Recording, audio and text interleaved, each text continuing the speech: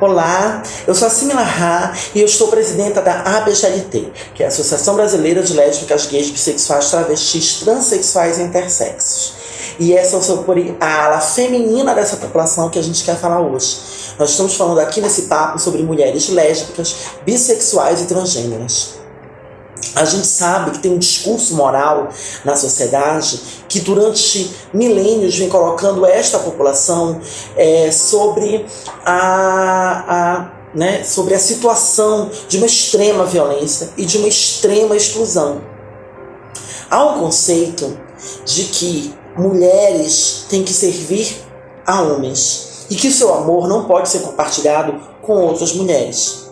Assim como a biologia vai dizer de forma determinante que a nossa genitália define quem somos, define que papel de gênero, que relação de gênero é possível para a nossa existência. E nós dizemos que não, que isso não pode acontecer dessa forma. Porque quando a gente defende esses valores e essas obrigatoriedades de existência, a gente exclui uma galera e exclui de uma maneira muito ofensiva, né? Durante um bom tempo essas pessoas foram vistas como doentes, ainda são por algumas pessoas, ainda há um discurso que nos patologiza, que nos coloca no lugar de seres doentes, por sermos quem somos, por amar quem amamos. E a gente precisa dar uma guinada nisso. E mais do que nunca, neste período de extremo conservadorismo, neste período onde o conservadorismo senta na presidência da República, onde ocupou diversos lugares de poder e vem fazendo um enfrentamento genocida com a nossa população, a gente precisa de contranarrativas, de narrativas contra-hegemônicas que possam ressignificar esse lugar. Então, é preciso tirar a sustentação que está ali alimentando essas pessoas. É comum a gente observar que quando essas pessoas estão em risco, seja por uma investigação, seja porque suas máscaras estão caindo, né, ou porque foram acusados de corrupção, de assassinato, de alguma coisa errada, eles sempre vêm com um discurso que se chama ideologia de gênero. Esse discurso é uma mentira que vai atingir diversas populações, mas que tem como central a nossa população. Porque vai dizer que nós queremos destruir a família, que nós queremos acabar com a vida. E isso é exatamente o contrário do que defende a nossa luta. Nós queremos nos manter vivas e queremos o direito humano de ocupar diversos lugares, inclusive o lugar da família. Então, é necessário que uma contranarrativa que humanize essas relações, que coloque essas relações como naturais, como possíveis, que desmistifique paradigmas errôneos e preconceituosos que essas pessoas incutiram no diálogo com as pessoas. Esta movimentação ela sempre acontece, né? Não à toa, o atual presidente, eu não gosto de falar muito o nome dele porque eu evito, né, trazer essas negatividades para a minha existência, mas o atual presidente, ao observar que tinham aí investigações que envolviam a sua pessoa e que envolviam a sua família e que isso estava fazendo com que a população percebesse que ele não representa a possibilidade de uma mudança, a possibilidade de algo novo que nos coloque numa outra situação enquanto humanidade, enquanto sociedade, e as pessoas começaram a perceber isso. Ele foi fazer o quê? Ele foi colocar um projeto de lei sobre ideologia de gênero. Aí as pessoas que criaram um medo acerca disso, um pavor, um pânico, entendem e justificam todas as possíveis ações agressivas, as ações erradas dessas pessoas por conta disso. É comum em cada município, em municípios distantes, a gente ver pessoas que o tempo inteiro ficam fazendo mídia ou se colocam como salvadoras da pátria por conta de que estão enfrentando um tal do inimigo chamado ideologia de gênero. Não adianta nós nos municiarmos de questões que para nós são caras importantes e que nós não vamos abrir mão, como economia, como saúde, como assistência social, que são pautas que nós defendemos, porque o nosso movimento é interseccional. Nós não podemos abrir mão dessas questões, mas toda vez que a gente explica sobre isso, o que faz com que as pessoas, esse 30%, essas pessoas que meio vão lá, vão cá, sustentem essas pessoas, é o discurso moral. É sempre aí que essa pessoa recai para justificar porque nós não somos uma opção viável. Então é necessário que todas nós naturalizemos isso. Que todas nós modifiquemos e traçamos para o nosso discurso, para o nosso debate essa pauta. Sejamos nós as mulheres lésbicas e transgêneras, sejamos nós mulheres cisgêneras e heterossexuais. Esse discurso, ele precisa ser um discurso naturalizado nas nossas relações. Então, por este motivo, pelo motivo de que as nossas corpas, as nossas vivências, elas podem e devem, ao ser naturalizadas nas relações, em outras formas de relações possíveis de humanidade, a gente possa esmorecer, prejudicar essa sustentação moralizante, essa sustentação moral que mantém essas pessoas onde elas estão. Então essas eleições, elas vão ser imprescindíveis. E você que decidiu colocar o seu acúmulo político, o seu know-how político para essa disputa, precisa compreender que naturalizar essas relações, essas vivências é essencial.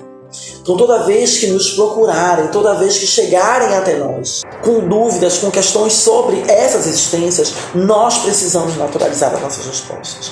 Nós precisamos desmentir essa fake news de ideologia de gênero. Nós devemos dizer que essas formas de amar e de existir, elas valem a pena, elas podem existir e elas não são ameaças a nenhum de nós. É óbvio que muito se fala, por exemplo, sobre educação, e é óbvio que nós não vamos chegar para falar de gênero e sexualidade da mesma forma que a gente fala no ensino fundamental, a gente vai falar no ensino superior. É óbvio que não, isso é uma mentira que está sendo dita. E eu cito isso como exemplo para a nossa narrativa, para o nosso discurso. A gente... Óbvio, matemática, por exemplo, ninguém começa ensinando matemática ensinando equação. A gente vai ensinar grupo, números, né? A gente vai chegar na equação, a gente vai chegar em pautas que são mais densas, mais robustas. Né? A gente não começa do nível avançado, e é assim que a gente quer fazer com a sociedade. A gente não quer falar com crianças, assustar essas crianças falando do que é ser gay, do que é ser lésbica. A gente quer ensinar as pessoas sobre humanidades possíveis, sobre o fato de que diferenças têm que ser respeitadas, sobre respeito, sobre empatia, e a gente vai falando das coisas até chegar no momento de falar as coisas certas. Só estou dando um exemplo porque essa é uma questão que sempre vem à tona. Essa questão da educação sempre vem à tona, parecendo que nós queremos colocar isso, e nós devemos simplificar esse debate. Nós devemos desmistificar essa questão. Então isso é um fator importante para a gente ter esse debate acumulado entre todas nós.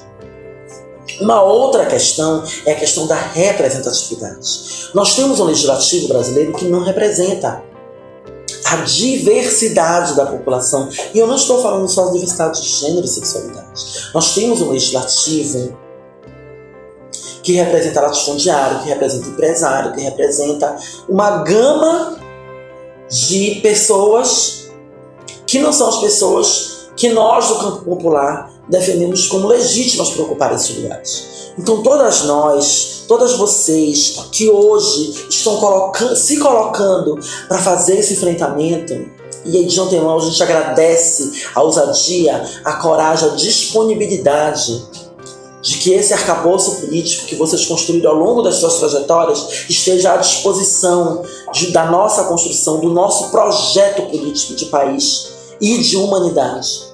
E eu gosto de falar da humanidade, porque para mim a humanidade está muito adoecida. E a nossa tarefa é disputar essa humanidade hoje.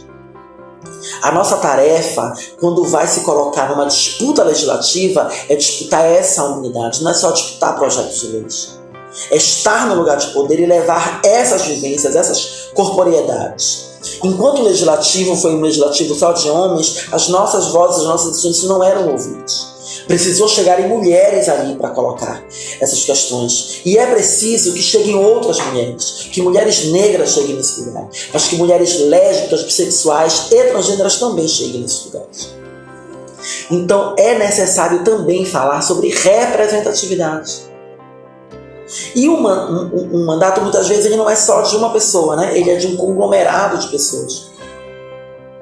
Então nós precisamos ter representatividade, tanto com quem comanda esse processo, né? Então, uma saudação a todas as mulheres lésbicas e transgêneras que estão aqui conosco e que se colocam à disposição para essa disputa que a gente vai enfrentar nesse próximo período.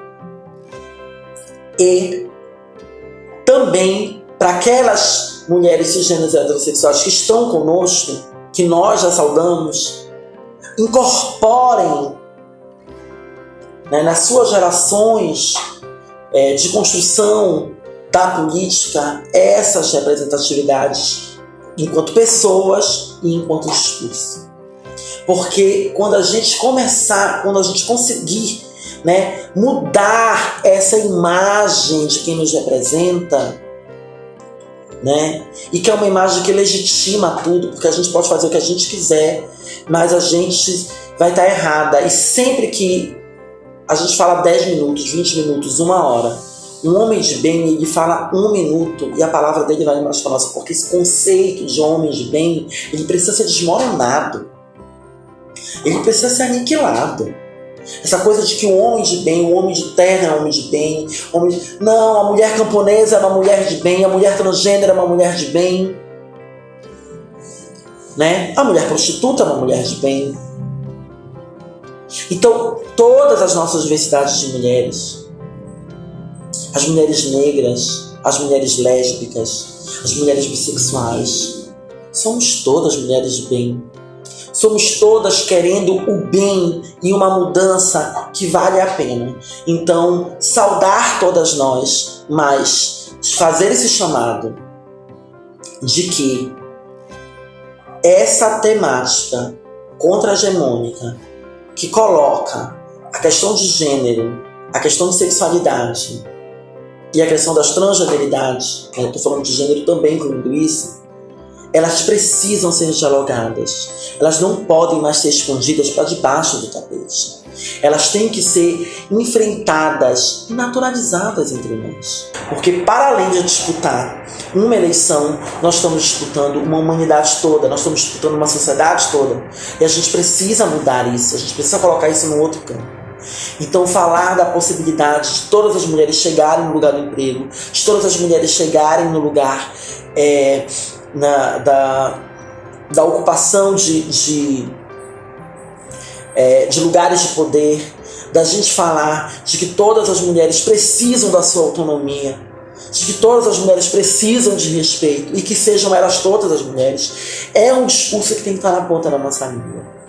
A gente sempre tem que alertar para isso, sem ferir qualquer crença, sem ferir qualquer forma de enxergar o mundo. O que a gente não pode, o que a gente tem que naturalizar é que essa agressão, essa violência, ela não pode ser aceita de forma alguma por nenhuma de nós.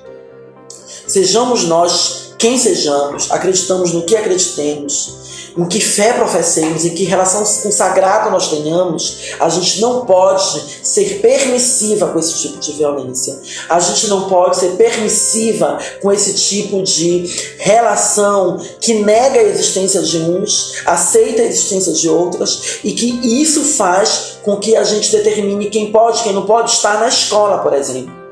Então, esse papo de hoje era mais um chamado para que nós consigamos pautar e naturalizar esses debates, porque é só quando a gente desmistificar isso tudo é que a gente vai estar fazendo o exercício real de uma mudança possível. Não basta a gente já provou que não basta a gente estar naquela cadeira, não basta a gente ocupar aquela cadeira de novo. A gente precisa ocupar essas cadeiras do legislativo, do executivo federal. A gente tem que ocupar com uma nova linguagem. A gente tem que ocupar com uma nova proposta. A gente tem que ocupar reconhecendo os nossos limites, os nossos erros do passado e ressignificar para construir uma nova situação, uma nova normalidade e uma nova possibilidade de democracia. E uma democracia que nós lutamos tanto para retomar seja uma democracia que caibam todas nós, com todas as nossas cores. As cores da raça, as cores da sexualidade, as cores da existência de gênero, as cores das crenças. Todas as cores possíveis e todas as tonalidades de cores precisam estar presentes no nosso debate, na nossa linguagem, na nossa disputa. Muito obrigada.